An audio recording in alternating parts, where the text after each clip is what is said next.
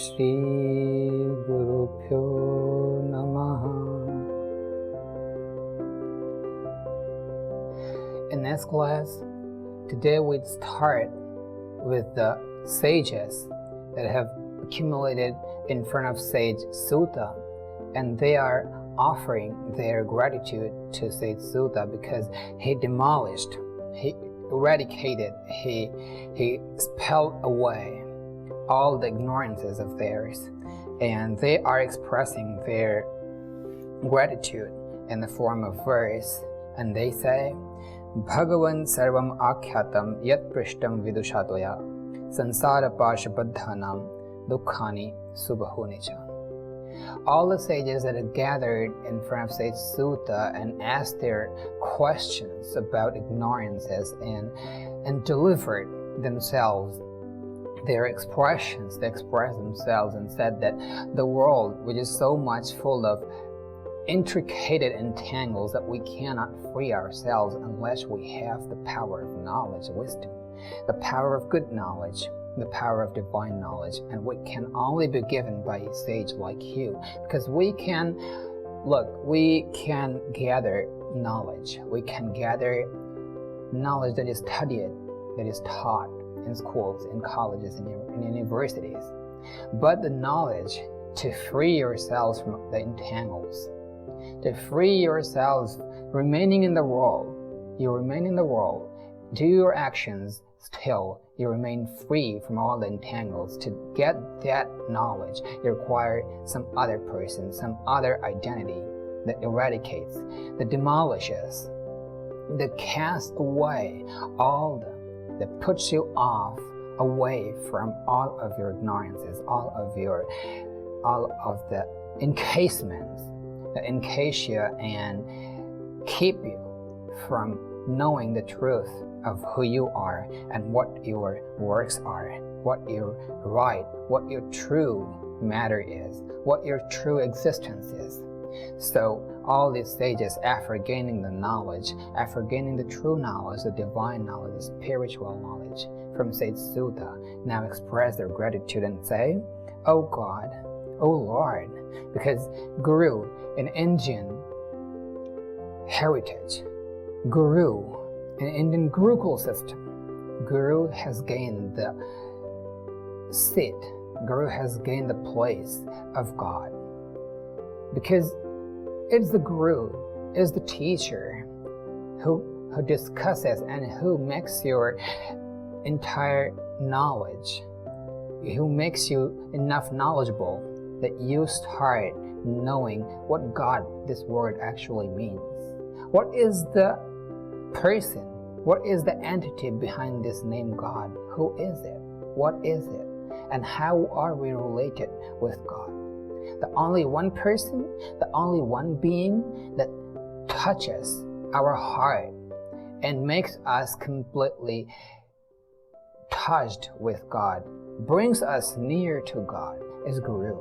And that's why Guru has gained the position of God. He is the utmost and the only medium to make you nearer to God, to bring you nearer to God.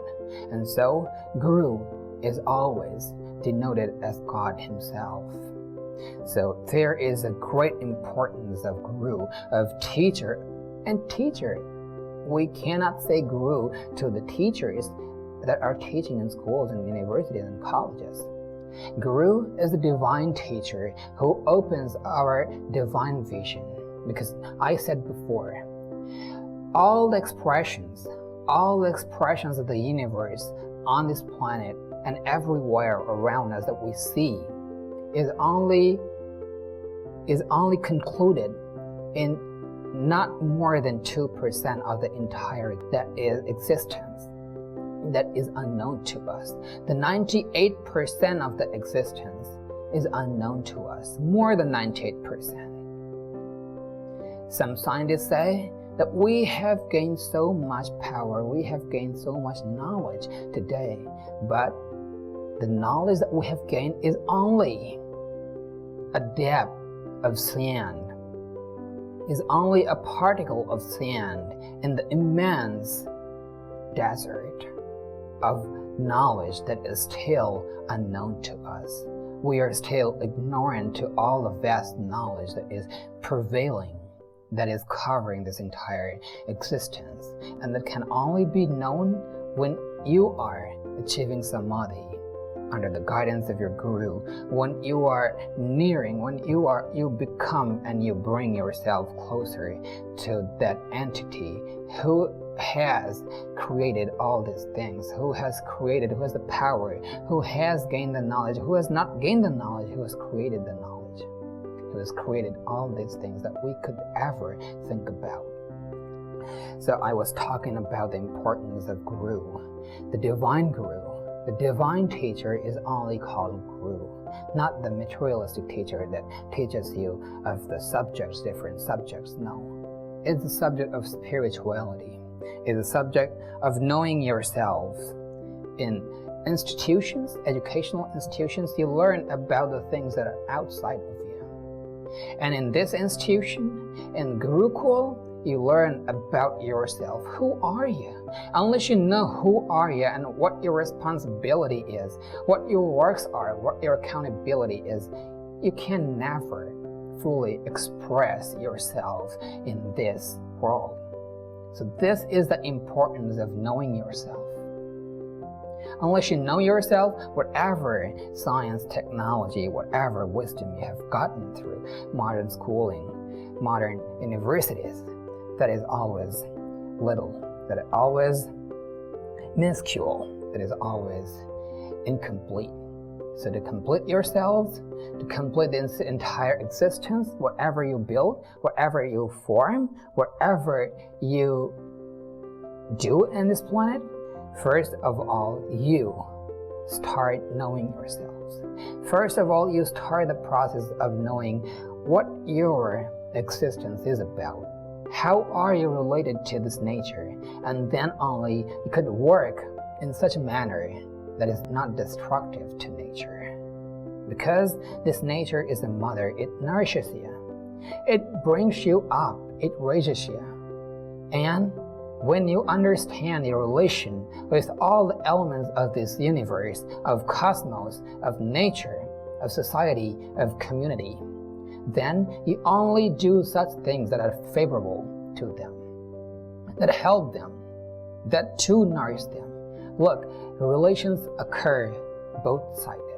The relation never occurs, the relation never takes place, and if it has taken place, it can never run longer.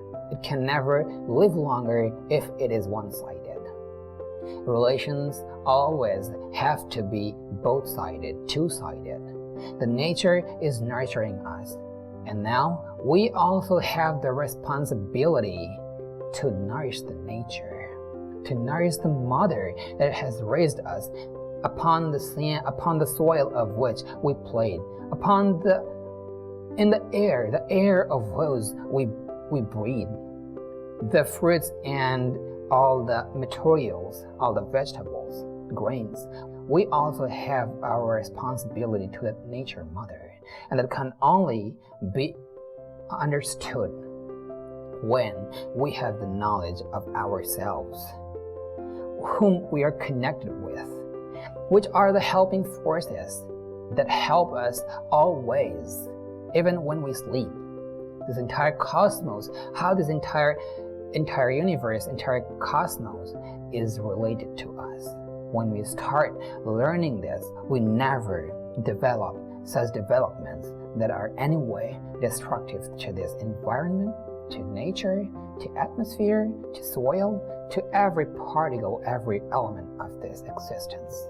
And to know this, look, many people today, and you'd see, you in yourself would see that you know many things, but only knowledge is not complete thing. The knowledge, the accomplishment of knowledge is when you start applying your knowledge in your actions. And that thing makes change. That thing brings change in your life and in the lives of people, in the nature, in the entire atmosphere around us, in the entire ambience around you. So the knowledge, to bring your knowledge, to bring your wisdom, to bring your entire personal force, entire inside force in your action. And what is the process? What is the medium? What is the utmost important thing that applies you, that makes you able to apply that knowledge into action? That is called Guru. He helps you, he nourishes you, and he molds your mind completely, that you start thinking of others, that you start thinking about the right of others. You also have rights on this planet. You also have rights on this planet as a creature. But never forget that every person like you has the right to live.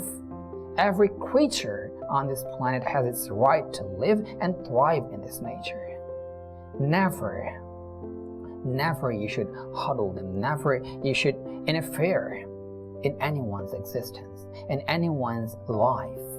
It's a sin. And when you learn this, you can never commit such actions that are anyway inexcusable for a human being.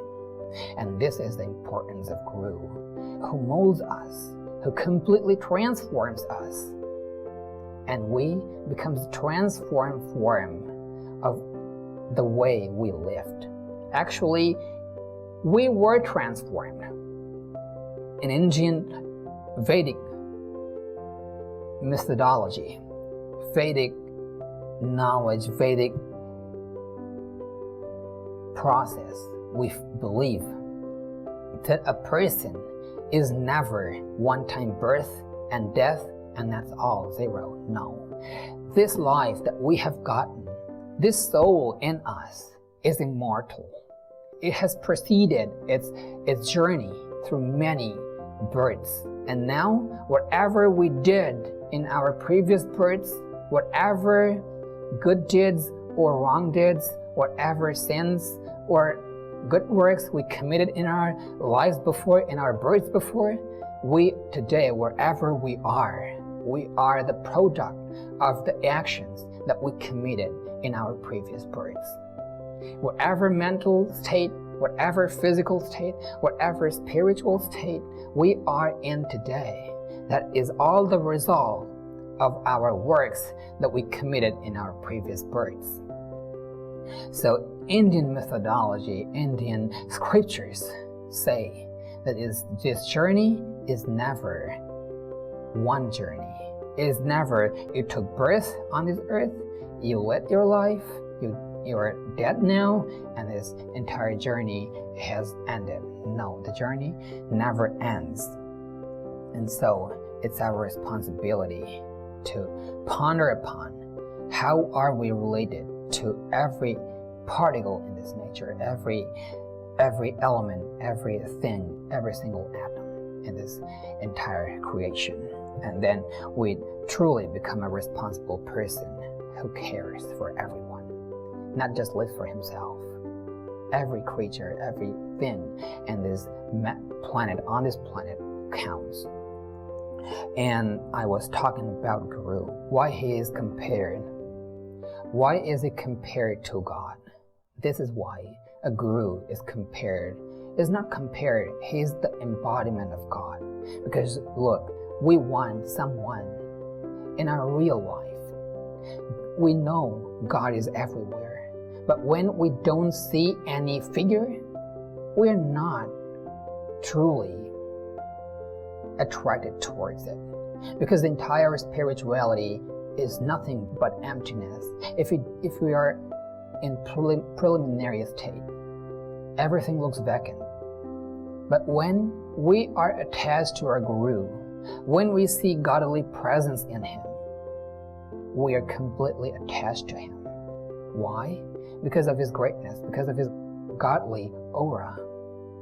And then Guru helps us, brings us nearer to one more existence that is even more powerful than anything.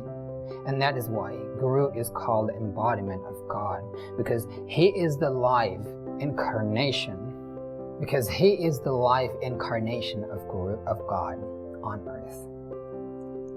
So the sages denote sage Suta, who has demolished all of their ignorances, as God, because after we demolish our ignorances, we become a pure person. And what he says, what they say that Bhagwan sarvam akyatam yat prishtam vidushatoya. Whatever we asked you, O Lord, O God, our Guru, whatever we just, you have answered all of our questions. And sansara pashabadhanam dukkhani subahunicha. We are the common people, the common race of human beings is entangled in this worldly illusions, is entangled in the nooses of worldly illusions. And your wisdom has freed us from the unhappiness, from the misery, from the sorrow of this worldly life. And what are they? How are they? Subahunicha. They are in many forms. When a sickness, when a pain comes in our lives, it brings the entire family of it. Whenever, that's why we say, everyone says that our sages say, what? You do yoga. Because look, whenever a pain, a sickness, illness appears in you, it did not come alone. Whenever sickness, whenever I say this illness, I not only mean the illness regarding your physiology, your anatomy, I also speak about illnesses of mind, of thoughts, of emotions. Whenever you see, whenever you bring any bad thought about anything, the family of bad thoughts will reside in you throughout the day. Any bad work not brings just itself, it brings a family of it into you. The same way, when you start doing a good work, it not only brings itself, it not only brings that good work in your life, the entire family of good work starts coming in you. The same way, in society, whenever we start living and making friendships with good people, we are attached to good people. And whenever we tilt ourselves towards bad people, the entire race, entire flock of black people, I mean, who are black by their actions, all right? The entire society, the entire race, entire flock of bad people start gravitating towards us.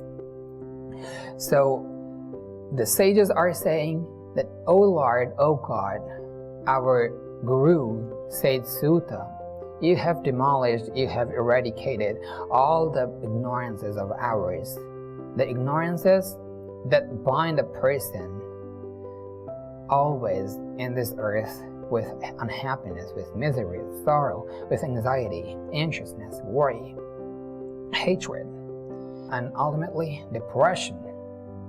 And what they say again, etat sansara pashasya chedakah katamah smritaha kalau vedokta margascha nashyanti iti tvayo dita.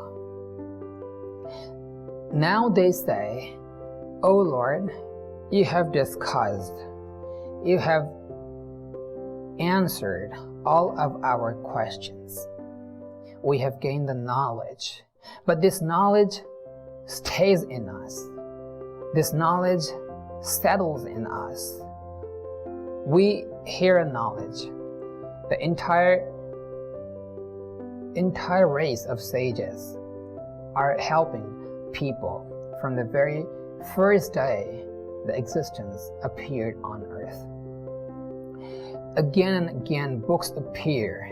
Every year, good writers write good books on how to behave in life, how to be in life, how to act in life, how to be a good person in life.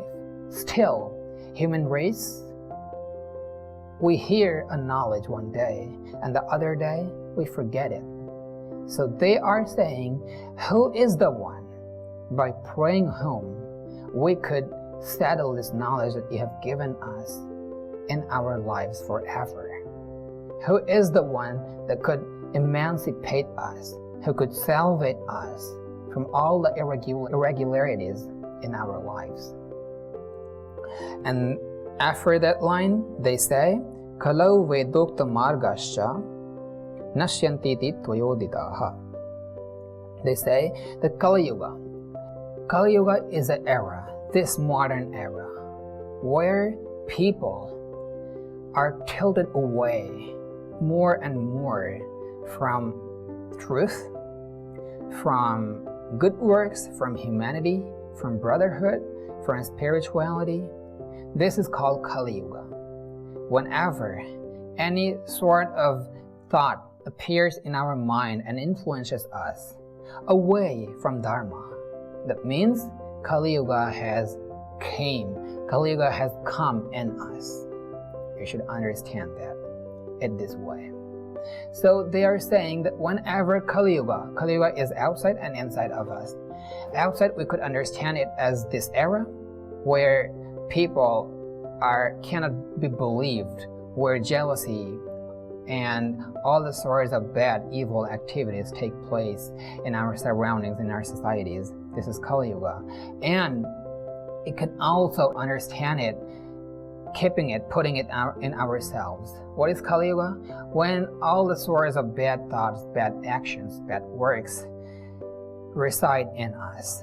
This is Kali Yuga in ourselves. So the sages are saying that Kalau vedokta margascha nashyanti.